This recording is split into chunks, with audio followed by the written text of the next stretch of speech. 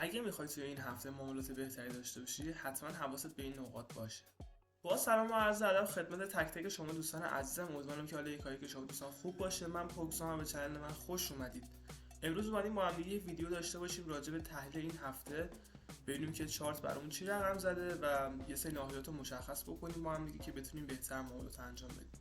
قبل از اینکه بریم سراغ تحلیل، اگر چنل من سابسکرایب ندید حتما سابسکرایب کنید، لایک کنید، زنگوله بغلش هم بزنید و اگر نظری دارید برام حتما زیر این پست کامنت بذارید. خب ارز اول طبق معمول طلا یا ایکس آی یو اس هستش که ما هفته پیش وقتی بحثش کردیم گفتیم که تا حدودی صعودی میخواد پیش بره و همین الانش هم دو تا نواحی داره برای دوباره استراحت کردن و پرتاب قیمت رو به بالا. ما این نواحی رو داریم اینجا و من بگم بهتون 3352 و 3318 این نواحی ما هستن که احتمال زیاد قیمت اگر هم بخواد دوباره یه جامپ شدید داشته باشه به سمت بالا روی این دو تا نواحی استراحت میکنه و بعد ریاکشن خودش رو نشون میده و برام مهم اینه که ببینیم چجوری خودش رو به این نواحی میرسونه. همیشه برام ملاک این بوده که ببینیم چجوری خودش رو به این نواحی میرسونه و اونجا اگه تاییدی ببینیم میتونیم باهاش ورود بکنیم برای معاملات صعود. جفت ارز بعدی یورو یو اس هستش که اونم به همین شکل، دقیقاً به همین شکل، اونم برای حرکتش رو به بالا چون روندش به حدود صعودیه. برای حرکت و ادامه روندش به سمت بالا دو تا نواحی داره که اونا رسمش کردیم که قیمت میاد روش اگر بخواد دوباره به جامپ شدید ادامه بده کنه میاد دوباره روش استراحتی بکنه و اون موقع دوباره با تایید کندری ما میتونیم ورود بکنیم و برای موقع صعودش اقدام بکنیم. این نواحی هم 1.147 و 1.141 تو همین نواحی هستش که اگر بخواد قیمت استراحتی بکنه روی این نواحی استراحت میکنه و بعد پرتاب قیمت رو مشاهد هستیم. جفت ارز بعدی یو اس ین هستش.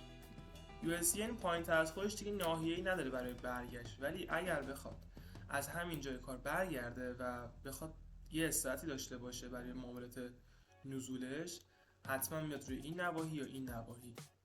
چرا من میگم دوتا؟ چون ممکنه اینو بشکنه و بعد بیاد روی این ریاکشن نشون بده برای ریزش به اقدام بکنه. پس ما این دوتا ناحیه رو داریم، بستگی داره چجوری به اینا برسه. اگر هم آروم بیاد بشینه روی این و ما تایید کندری ببینیم که اون موقع میریم برای معاملات ریزشیش اقدام میکنیم. پس الان حواسمون به این ناحیه هستش 141 و 142.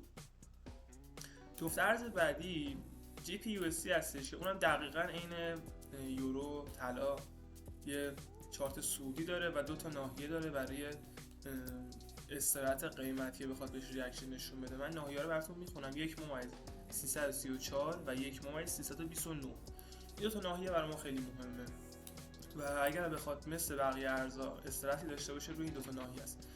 به علت نوسانات کم بازار چارت خیلی شبیه به هم شده، یعنی اکثر ارزا که نگاه میکنید همشون شبیه به همن، نواحی که دارن یا اصلا حرکت چارتشون همون شکلیه، در صورتی که قبلا اصلا اینجوری نبود. این به خاطر این علت این نوسانات اخیر دیگه، مذاکرات و این حرف. جفت ارز بعدی ADUSD هستش که اونم دقیقاً به همین شکل، اگه خاطرتون باشه الان گفتم که چارت صعودی دارن و دو تا ناحیه دارن، یعنی خیلی شبیه به هم شدن و دو تا ناحیه‌اش 0.640 و 0.637.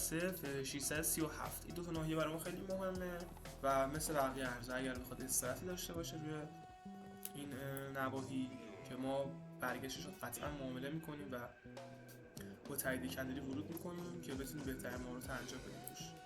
و این دو تا ناحیه هم برای ما خیلی حائز اهمیته. جفت ارز بعدی یو اس کت هستش.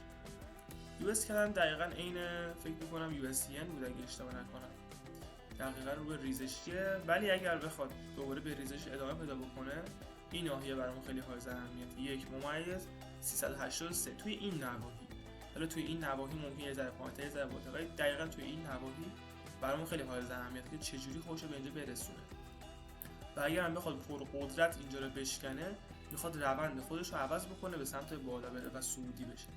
پس ما فعلا منتظر هستیم ببینیم که به این نواحی چجوری میخواد برسه و اگر معاملاتی انجام بدم من حتما توی اینستاگرام استوریشو میذارم، پستشو میذارم که بقیه هم بتونن استفاده کنن و ببینن که ما دقیقاً روی همون نواحی معامله انجام دادیم.